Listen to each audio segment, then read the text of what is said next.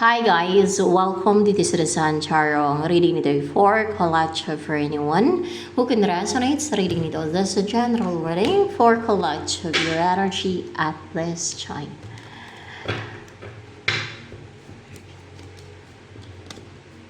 Wisdom, you're full of wisdom, or you're a wise person, you have a good judgment, you have accumulated or acquired wisdom, you gain wisdom, that's what you're wise, or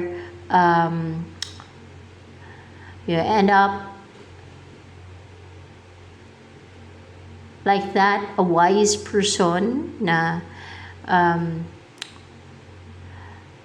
you have a wisdom kasi masaliksik ka, mahilig ka mag-research, mahilig ka mang alam, kahit sa mga, parang kung nakita nyo, merong ilaw, no? Kahit sa madilim, ay parang, even in a dark, or dim, or hindi makita ba, ng iba, parang may ilaw ka, na nakikita mo, naobserbahan mo, nalalaman mo, and,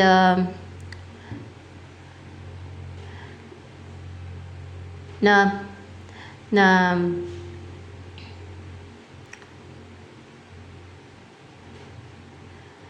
nakapag acquire ng wisdom or nakaka-gain ka ng wisdom. May mga nalalaman ka, may na-acquire kang wisdom, may natutunan ka. And yung iba ay parang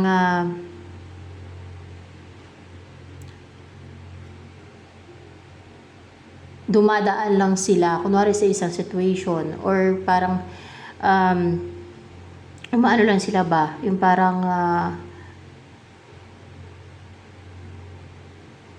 parang dumadaan or pinagdaanan nila pero wala silang na-acquire na wisdom, hindi nila nakikita yung dapat makita, hindi nila napupulot yung dapat mapulot, no, na wisdom or karunungan sa situation na yan. Ikaw nakikita mo, maliwanag sa'yo na naobserbahan mo yan, may napupulot kang aral, karunungan, wisdom, yan. And you are grounded with a color black and secured, protected because of your wisdom. Parang nagbibigay din ng protection sa iyo yung wisdom na taglay mo.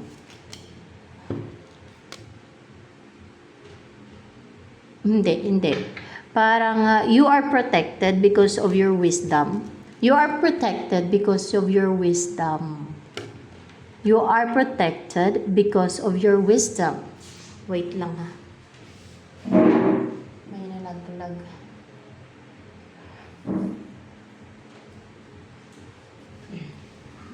Kasi hindi lahat ay may wisdom. Pwedeng sabihin ng iba may wisdom sila, kahit sino pwedeng mag-claim na may wisdom, pero ang totoo, foolish pala. Madali na naman sabihin na may wisdom ang isang tao. Madali mag-claim na may wisdom ang isang tao, kahit na sino. Lalo pag sinungaling na tao, lalo pag sanay magsinungaling, ay talagang madali lang magsalita. Pero, ang totoo, wise nga ba o foolish? Malalaman yun sa gawa, the way magsalita ang isang tao kung wise o ano. Pero, kung foolish yung isang tao, ang tingin niya sa ka-foolishan ay wisdom. Tingin niya pag nalansi siya ng kapwa niya, na naisa niya yung iba, na naniwala sa kasinungalingan niya, na manipula niya yung iba, ang tingin niya, wise siya. Pero hindi, foolish yun. Kabaliktaran nun, ang wise. Search for the word na wisdom. Ano pa? Ang energy mo ngayon,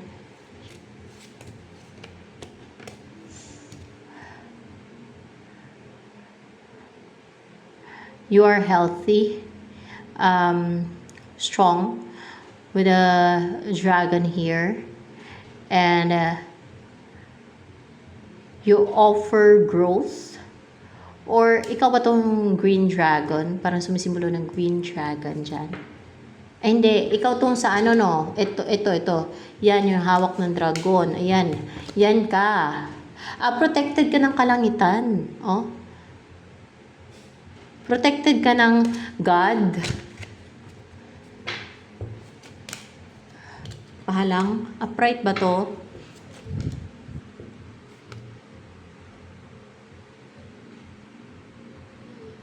Kalangitan, heaven.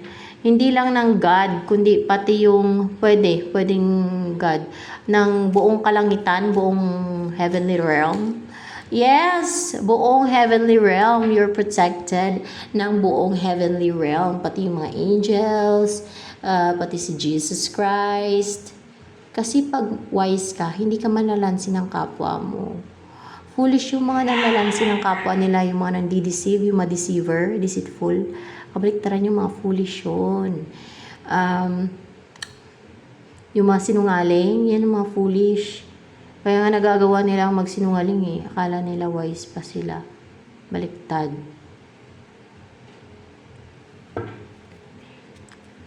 Oh, protected ka ng kalangitan. Oh, puti na dragon, no? Kasi bakit dragon sumisimbolo sa yung nagpoprotekta sa'yo? Parang gano'n. Kasi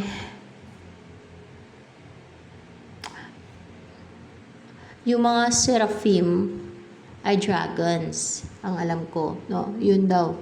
Dragons, so yan sila. Dragons in heaven. Ganon. And ang pag-alam ko din yung God ay dragon yan. Huge dragon. Ganon yan. At sumisimbolo yung dragon ng power, strength.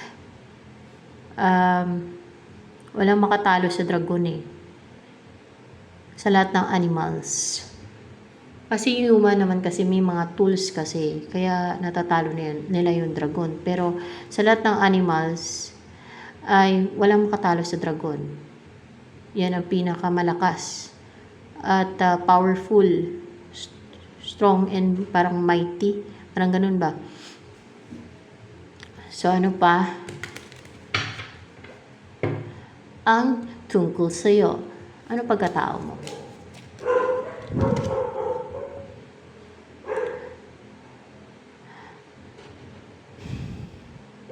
Hindi ka matitempt ng wealth and addictions. Ayaw mo. Alam mo kung ano yung makabubuti sa'yo.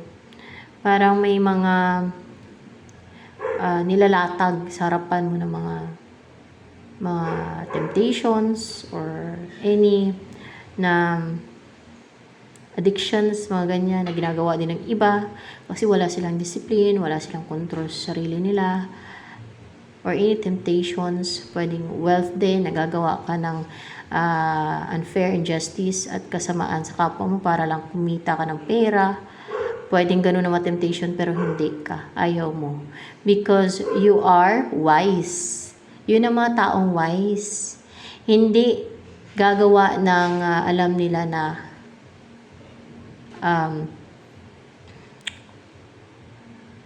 alam ng taong wise kung ano yung masama. Kung ano yung makakasama sa kanila at makakabubuti sa kanila. Alam ng mga taong wise kung kasi nga marunong ang wise eh. Kung ano yung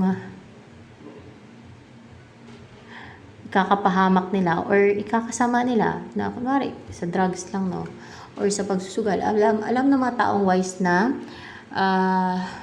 pag sige sila kasugal ng sugal o pag nagsugal sila, ma-addict sila sa pagsusugal. Ganon. Kaya ayaw nila magsugal. Hindi yan sila mahilig magsugal. Gawain ng mga foolish yan, yung nagsusugal at yung nagda-drugs din. Kasi alam ng mga taong wise na masisiraan sila ng ulo pag nag-drugs sila. Kaya hindi na yan papasukin, hindi sila magta-try niyan. Ganun yun. Sample lang yan. Ano pa yung ibang addictions?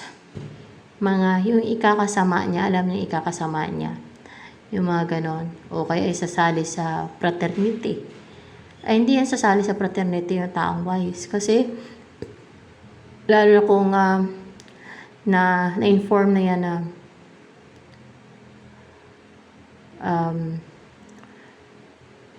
pwede ka mapahamak pag sumali ka sa grupo na yan.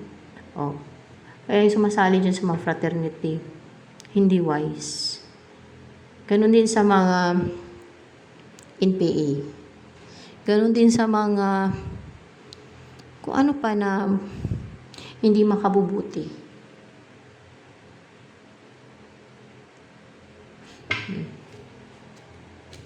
Para sa kanya.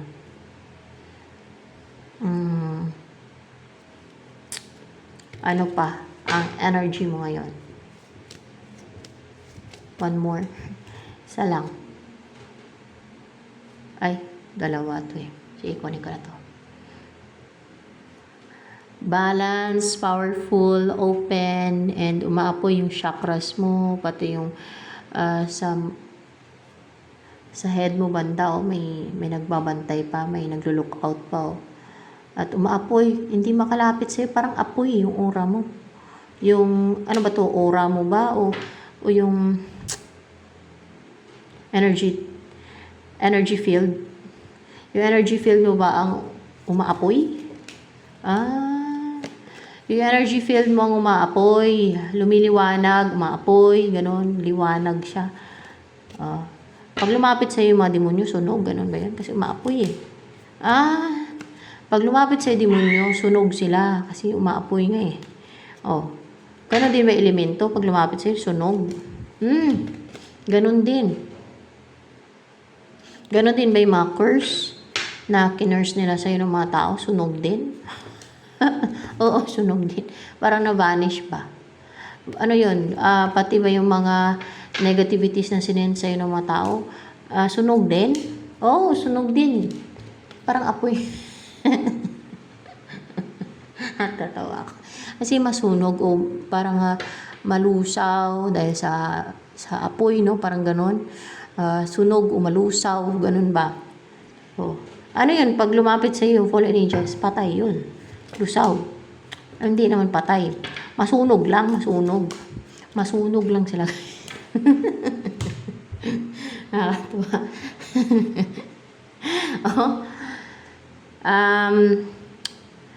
Bakit?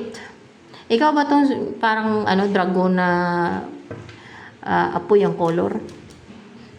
Parang na napaka-strong, napaka-strong, confident, and fiery,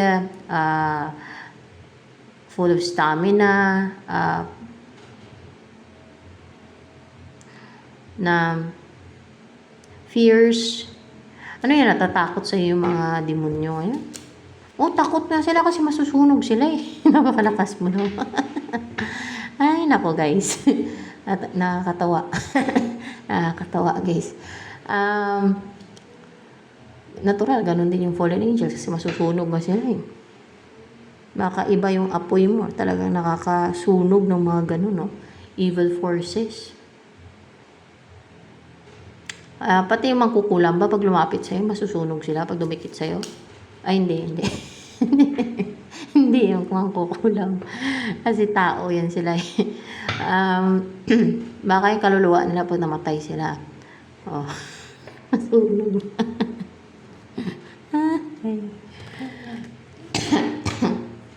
Bayan, makatela lang muna ko tuloy. Sa maoy. Teka lang pala. Dali na. Pili ko. Ay, naku. Masunog sila. Ano yun, pagka ganyan? Pagka kinurse ka ng mangkukulam o ginawan ka ng witchcraft, balik sa kanila yung witchcraft nila. Balik sa kanila yung witchcraft nila pagka ganyan. Hindi lang masunog yung mga curse nila. Balik sa kanila. Ano yun? ibalik na auric field mo sa kanila. Yun na nga eh. Para ma-maintain yung peace, harmony, pag-heal mo, at yung calm and relax mong energy. Yung may peace of mind ka. Natili yung kasi mabuti ang kalooban mo, kind-hearted ka. You're so pure-hearted. Yung mamang kukulam. Lalo na kung driven ang inggit yan, kung bakit sila gumagawa na. At yung mga evil doers na gumagawa ng scheme, na driven ang inggit at ganid sa kasakiman at selfishness at gusto nila ng control and power over others. That's why ginagawa nila ng deceit at scheme. Na insecure, pwedeng ganoon, at nainggit talaga. Ay, maitim ang budhi ng mayan, guys. Kunti lang sa mga tao ang hindi maitim ang budhi. Tama ba, Angels? Yun ang observasyon ko eh. Hindi naman daw. Yun ang observasyon ko. O kaya, kunti lang sa mga tao ang hindi evil. Oo, yun nga. Kunti lang sa mga taong hindi evil. Yun pala yung ano ko. Yun na nga. Kunti lang sa mga taong hindi evil. Ibig sabihin, marami ang evil. Marami ang evil na tao. Yung nga na nakita ka nila, nagbo-blooming ka. Ay, naging bitter na. Talagang pinag-initan ka na. Samantalang pag sila nag-ayos o nag-blooming, wala ka nang pakialam. Gusto nilang kontrolin yung buhay ng iba. Of course, pag mga evil na yan, may ginagawa yan silang scheme, deceit, o kahit witchcraft, kasi gusto nilang sirain. Pag nainggit sila sirain, nagagawa sila ng mga kung ano nung ka-evilan, witchcraft, schemes, deceit, plots, para i-ruin yung taong kinainggitan nila. Ganyan yan sila eh. Pero pag hindi evil na tao, wala yung pakialam. Kung nagbo-blooming yung isa, wala. Matuwa man siya o hindi, wala siyang pakialam. Hindi siya gagawa ng makaramdaman ng kunting insecurities dahil good looking yung isa. Pero walang gagawin yun against sa tao na yun. Tuturuan niya pa yung sarili niya, ay mali yan, mainggit ako. Hindi tama yun. Mali yung naramdaman ko. Ganun yung taong hindi evil eh. Pero evil, driven ang inggit yan. Kaya madami tinatamaan pag mga ganyan ang aking readings. Kasi talagang sa bullseye.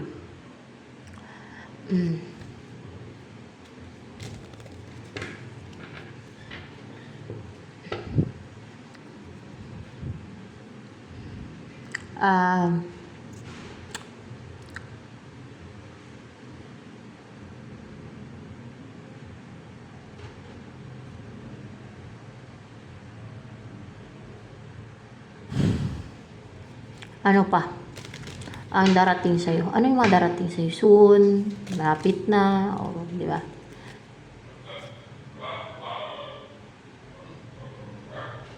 Ano to? Prophet? Prophet ba yan? Kasi may hawak na libro. Parang spiritual. May alam sa spiritual na prophet. Parang prophet ba? Prophet nga. Ano ba to? Tao? Tao siya, guys. Na prophet. Full of love. Pure. Kasi puti no? King of Earth. Masipag to. Passionate sa ginagawa niya, sa trabaho niya. Sa mga ginagawa niya. O sa mission niya bilang prophet pati. Maapoy din. Pero mas malakas sa'yo eh. Mas malakas sa'yo. Productive yung tao na to. Lagi siguro nagme-meditate to. Balance din and naka-align yung kanyang chakras like you. Pero mas malakas yung sa'yo. This is a collective reading, guys.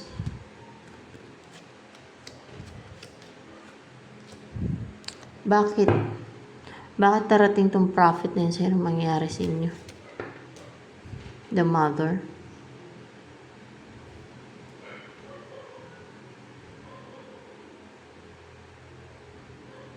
Tao. The mother. Ano yun? Magkakaanak kayo? Magkakaanak kayo kasi buntis o may buntis dito. Sino yung babae sa inyo? Yun naman buntis. Magkakaanak kayo. Ano yung magiging anak ninyo? Ito yung magiging anak ninyo. Kaya itong lumabas kanina eh. Very confident sa abilities niya, sa strength niya, sa para bang may pakpak, no? Parang agila, parang ganun ba? Umaapoy din yung aura. Umaapoy ang aura niya, maliwanag, nakakasilaw. Masilaw o masunog din ba yung mga demonyo dyan sa magiging anak ninyo pag lumapit? Oo. Tama. Ano pa? Parang ganyan. No? Parang may pakpak na this yung magiging anak ninyo ay parang may pakpak na siya, no? Parang ganun. Pero hindi, walang pakpak na parang ibon na wala. Parang siya may pakpak na kaya niyo ma-achieve kahit na ano. Napaka-positive niya, napaka-enthusiastic na ma-reach yung mga goals niya, ambitions niya, ganun, kasi parang may pakpak na yung ganun na. Capable of reaching its highest potential, ambitions, goals, parang achiever, mga ganun ba.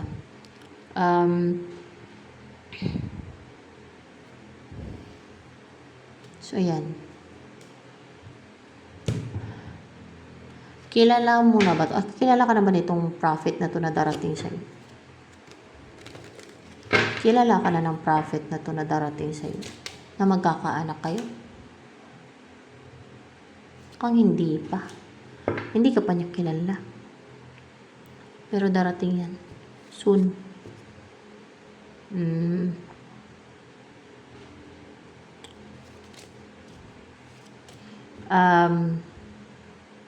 Ikaw, kilala mo ba itong prophet na yan? Ayun, kilala mo siya. Siya, hindi kanya kilala.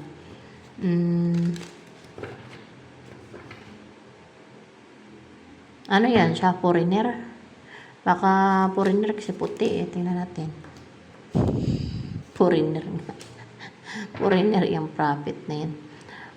I clarified by King of Pentacles, King of Earth. See? Parang same lang tong King of Earth at King of Pentacles eh. Iba lang yung pangalan niya kasi ibang deck yan siya eh. Yan talaga yung kanyang energy. King of Pentacles or King of Earth. Yan, same lang yan. See?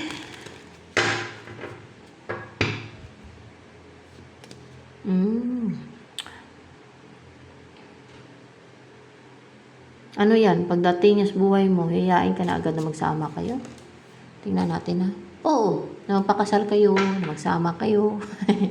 Bakit alam niya na ba na may nakatakda o may nakatadhana na mapangasawa niya na maging partner niya?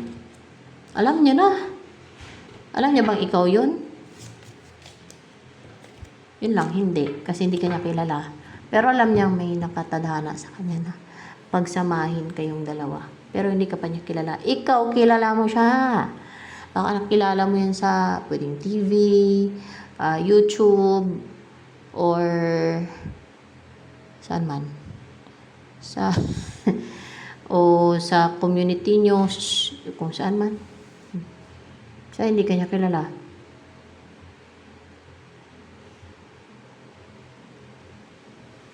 Mabilis ba ma-in love to sa'yo, yung prophet na yan? Hindi. Hindi siya mabilis ma-in love sa'yo. Pero, yan ang maging partner mo. Kasi mag-aanak kayo ng parang agila. Parang ano ba? Phoenix. Parang phoenix.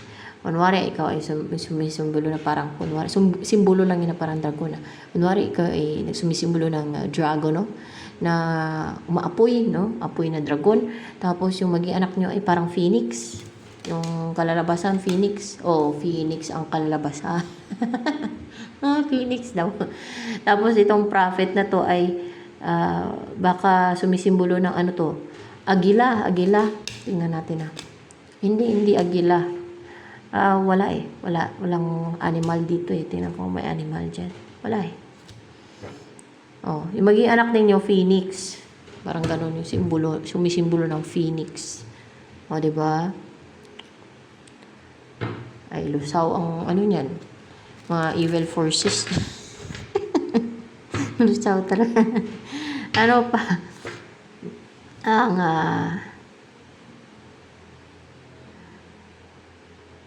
darating sa'yo. Hindi natin makuha yung feelings niya sa'yo. Hindi ka naman niya kilala Ikaw, type mo ba to? Kasi kilala mo na yung prophet niya yan. Type mo ba yung mukha niyan? Tingnan natin Hindi mo siya type. Pero, para sa'yo,